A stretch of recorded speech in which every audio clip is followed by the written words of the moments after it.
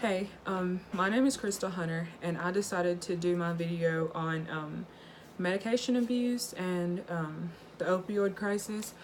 I seen a news article, and it was talking about National Drug Take Back Day. So, um, just a brief summary of it. It's basically where you can drop off your expired medications.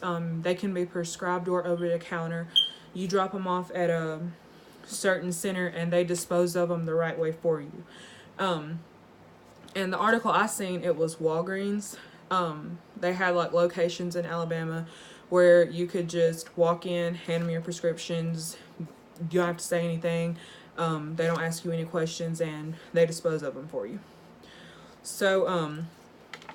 I think that's a great program, especially for Alabama, because in 2016, Alabama had the most prescriptions per person written by a doctor of any state. So there definitely is a huge risk for Alabamians to abuse their medications. So the policy that I wanted to look at was the drug-free workplace policy. So basically, the policy says the unlawful manufacture, distribution, possession, or use of a controlled substance is prohibited. And it describes controlled substance as heroin, marijuana, cocaine, drugs like that. But then also it, does the antidepressants and then any prescription medication that's not prescribed by a doctor.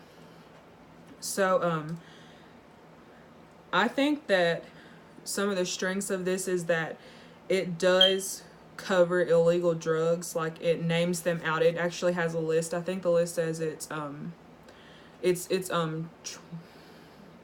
any drug listed in and it has like a list of them for you. So I think that's good. And I also think it's good that they include prescriptions that are not prescribed to that person. I think that's so I think those are some strengths of the policy. However, I think it lacks in talking about prescription users and the medication abuse associated with them. I think that this policy is targeted more towards people who use illegal or illegal substances illegally. I don't feel that it's targeted towards people that are prescribed their medicine. Just some interesting things though about this policy and some of the weaknesses.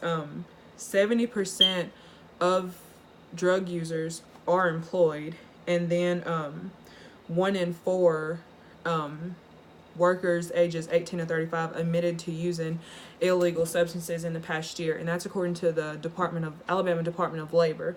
So I definitely think that it's lacking in certain areas.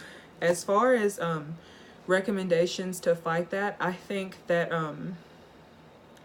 random drug testing would probably leave some people unemployed, but I think that would be a good start, because if you know that someone is going to be following up on your drug use, if you know that, at any moment on your job you could be drug tested, you're less likely to use.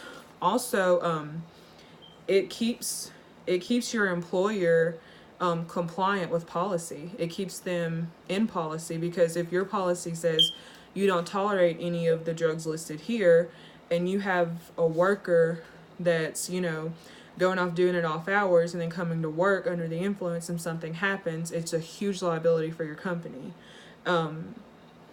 So I think how social workers can help is we can educate people.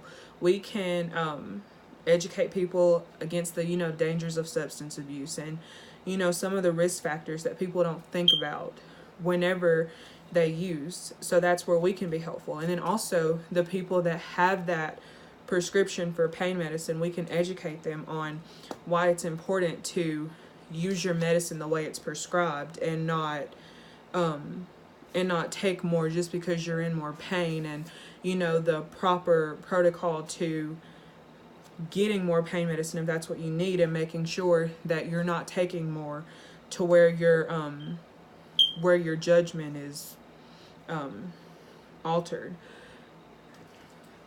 And then also, I feel like if we're monitoring the people that use their medicines, how are we monitoring them that have that prescription for pain medicine? Are we giving them a drug test that shows levels where we can see, you know, this is how much of this you're supposed to have in your system, this is how much you have in your system? Are we asking those questions? Probably not. But I think that would be a good start. And then, you know, if they are abusing their medicines, I think they should be sent to the same substance abuse class as someone that's abusing an illegal substance, because at the base of both of these, it's an addiction. It's using something to cope with something else, whether it be pain, whether it be depression, anxiety, whatever it is. I think it should be treated the same way as a substance abuse, as an illegal substance, because it is substance abuse. So, thank you for listening.